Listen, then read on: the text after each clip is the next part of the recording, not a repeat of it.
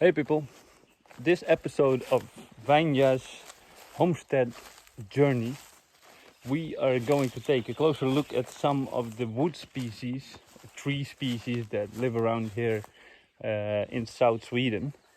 We're going to talk about what kind of firewood they are good for, how they grow, and a little bit about the other properties they've got. If you want to skip to that part, to the information part, just to get the information of this video, just skip to about 15 minutes into it.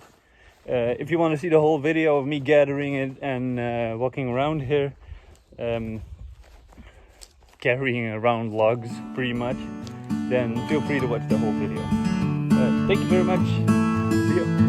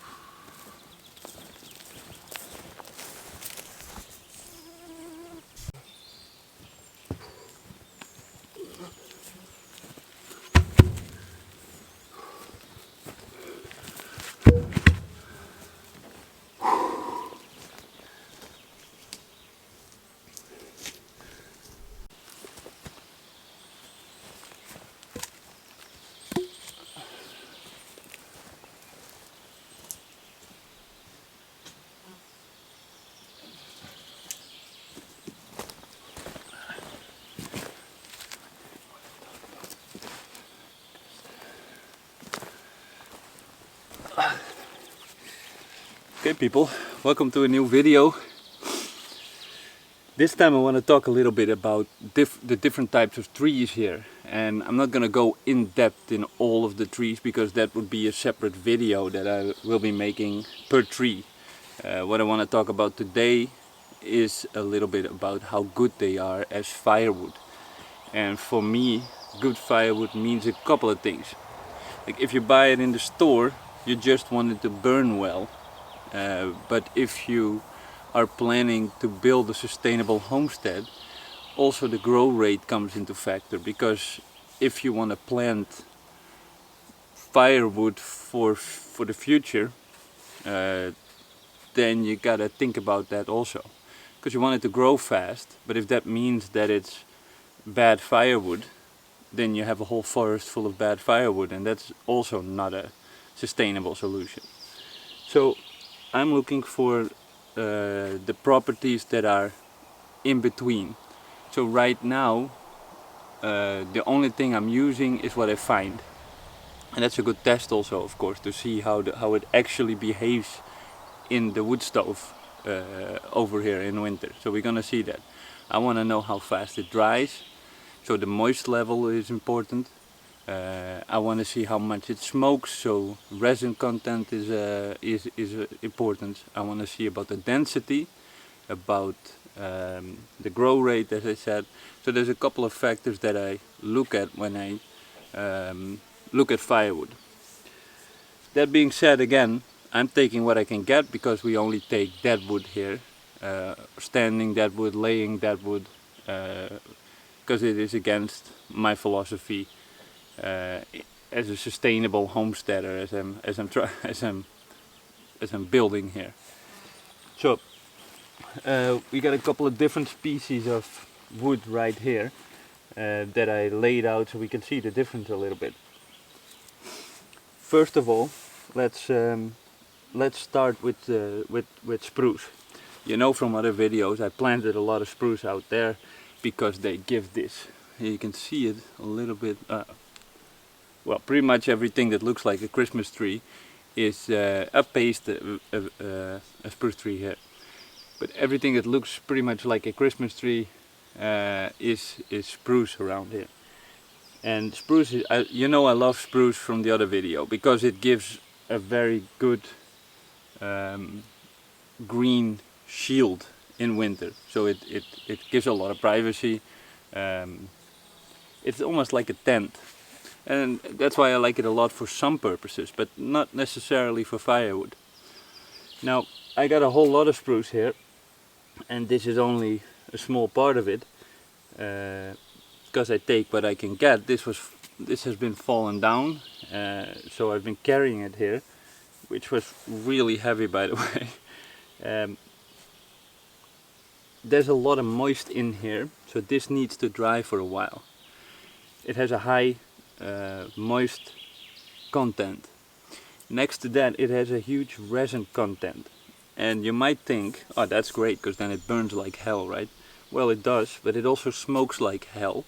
And if you do it outside, that's okay. But the resin, what it does, with the good chimney, the smoke goes out, right? But what the resin does is it melts, and it goes up with the smoke, and it stays in the chimney, so it builds up in the chimney. And that's not going to happen after a couple of weeks or even a winter, but in time it will build up in your chimney, and you have to clean your chimney very well, or have it cleaned very well, because you don't want resin to build up in your chimney. And well, you can imagine what can happen if there's a lot of resin in your chimney. That's a safety hazard. So it burns really well, it burns pretty hot, but it also burns messy. So I would not state spruce as my favorite firewood, at least inside, if you're burning it for heat or whatever. So I got a lot of it, so I'm gonna use it anyway. We got a chimney cleaned very well, or at least we're going to before winter starts again. And I'm gonna mix it up with a lot of other wood. So in that case you can use it. We're also going to use it for outside a lot. So if we burn something outside, we're going to pick the spruce over other species. It burns even when it's kind of wet. This would probably burn right now because it's been laying around for a while in the forest before I found it. Good. That being said, grow rate about 30 to 60 centimeters a year, which is well, quite a lot, I would say. Same goes for willow. And willow, spruce is a softwood, right? So that means that the density is a lot lower than, for example, willow. Willow is a hardwood, and you can actually see the difference. It's like really dense. The bark is really nice, really compact, and it's heavy also. So I would not be happy carrying a log of this size of willow because it would be a lot heavier. That being said, willow, the genius part about willow is that it grows like crazy. It can grow 90 to 180 centimeters a year in the right conditions. So if you talk about growing a firewood forest, if you want to call it that way, this would work very well. The reason why it grows that fast is because the tree has a hormone in it, and that hormone makes it grow really fast. It has shallow roots, very invasive roots, so you gotta know where you want to plant it. If you plant it next to your asphalt, I don't know if you say it the same way in English, but like what they make the roads of, next to the road, it will push the road up and it will make holes in the road probably because they're very shallow and they're very pushy. And as I said, they grow really fast. That hormone is so strong that if you boil willow and you feed it the water, well, not while it's boiling, but you get the point, right?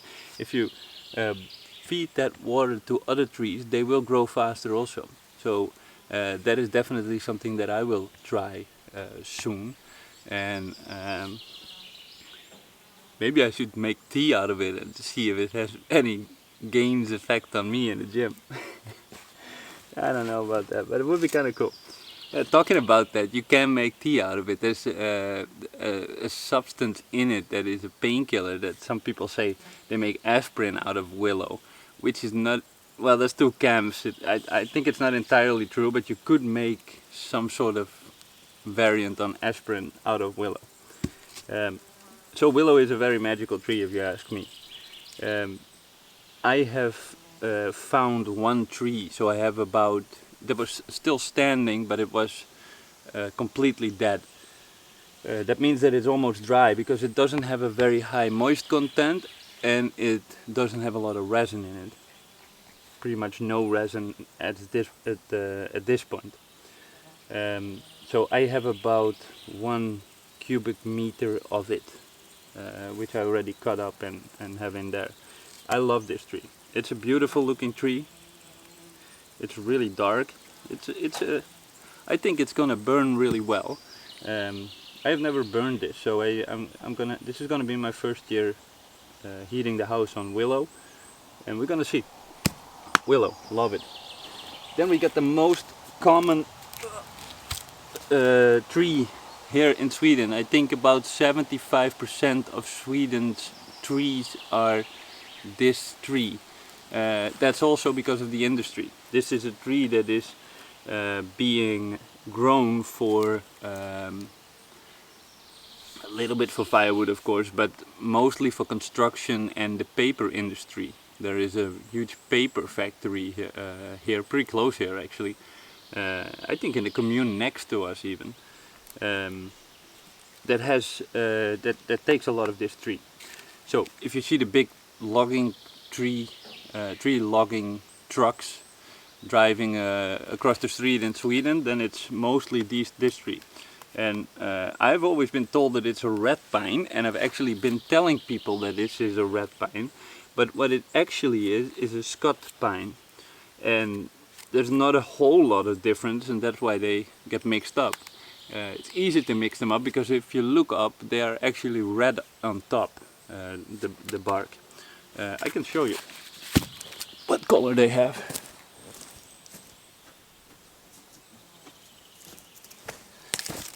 Here you can see that very well. You see? So this is the same tree, pretty much, probably actually the same tree. And you see that in the lower area, or when they are a little bit older, because that could also be that it's a different tree, but it's just a younger one. But this is the color they have on top. So that's where they got mistaken for a red pine a lot. But this is just a Scot pine. So that being said, moist content low, lower than spruce. Still got a lot of resin in it, but not as much.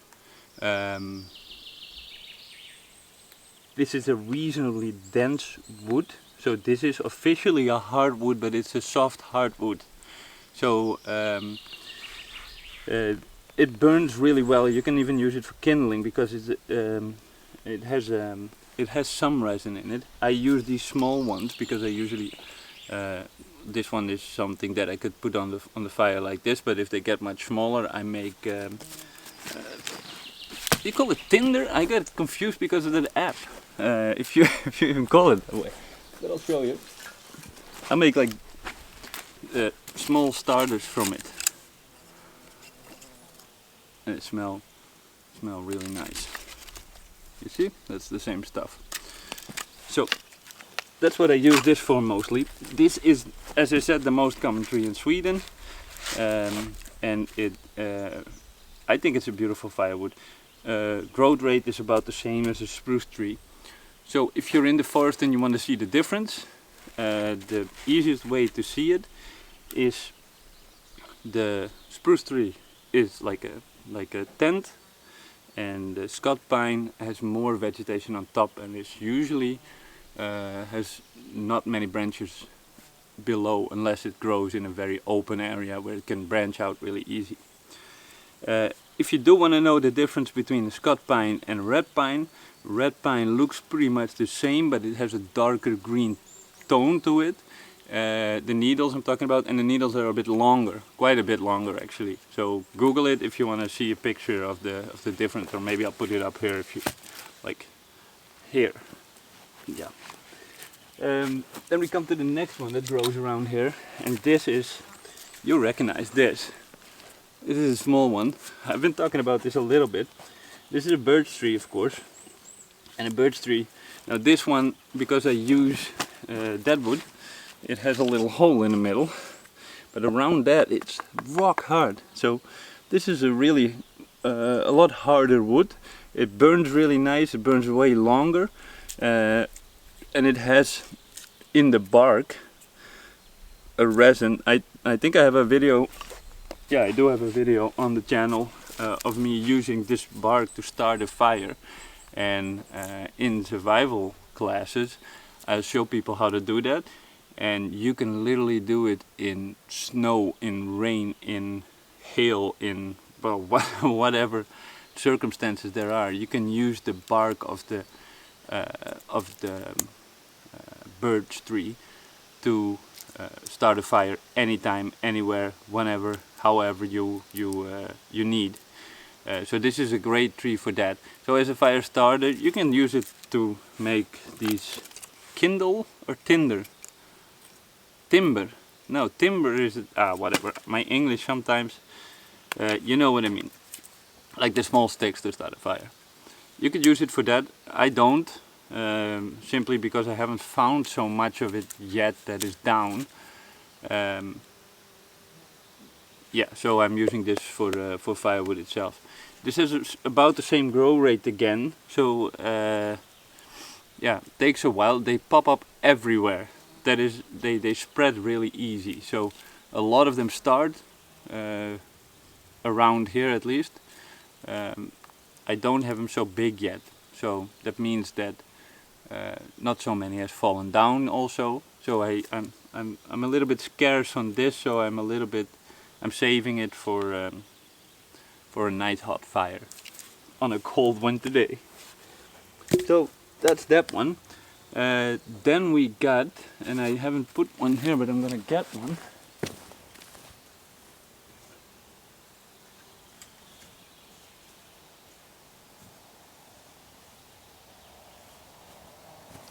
And I only got a couple of small ones here.